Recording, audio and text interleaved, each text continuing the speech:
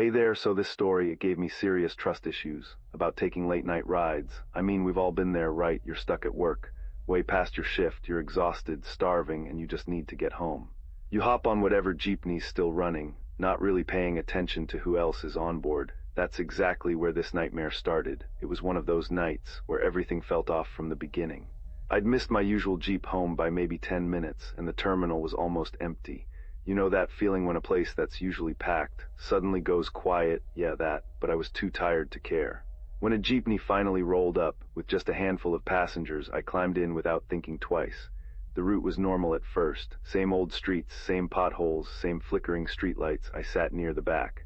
And that's when I noticed her, this older woman, maybe in her 60s, sitting across from me. She had this warm smile, the kind that reminds you of your Lola, and she was holding a small plastic bag, filled with what looked like freshly cooked lumpia.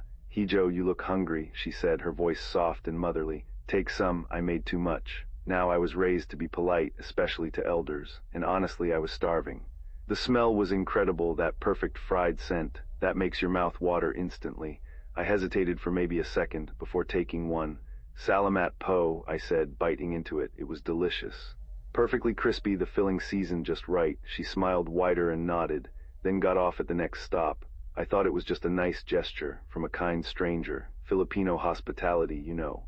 I finished the lumpia and settled back, feeling a bit better. That's when things started getting weird. About 5 minutes later, my stomach began to feel strange, not painful, but heavy, like I'd swallowed a stone.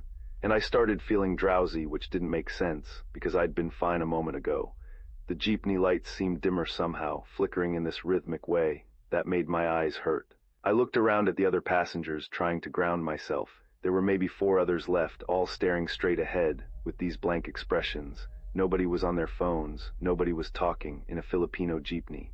That alone should have been my first real warning sign. The driver took a turn I didn't recognize. I'd been taking this route for 2 years, I knew every corner. "Manong," I called out, my voice sounding thick in my own ears. "This isn't the regular route." He didn't answer, didn't even look in the rearview mirror. My vision started to blur at the edges. The drowsiness was getting worse, pulling me down, like hands dragging me underwater. I pinched my arm hard, trying to stay awake. Something was very, very wrong. Then I heard it. A whisper from the passenger next to me, a younger guy who'd been silent the whole ride. "Don't fall asleep," he hissed, his eyes still forward. "Whatever you do, don't fall asleep. Throw it up if you can." What? The food. That woman, she's done this before. Throw it up. Panic shot through me like ice water, cutting through the fog in my head.